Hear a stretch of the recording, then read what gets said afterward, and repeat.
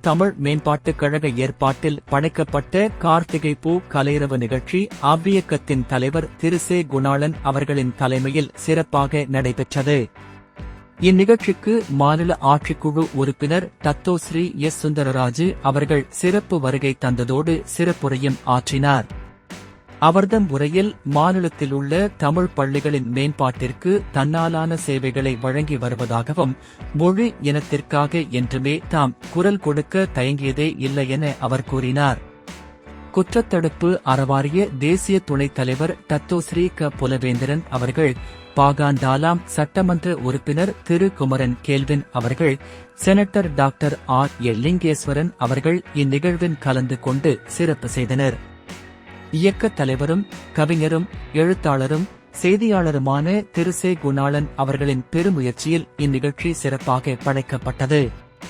அதோடு பள்ளி மாணவ மணிகளுக்கு உதவி நிதியும் வழங்கப்பட்டது. புகழ்பெற்ற உள்ளூர் பாடகர்களின் பாடல்கள் இந்நிகழ்ச்சிக்கு முத்தாய்ப்பாக அமைந்தது.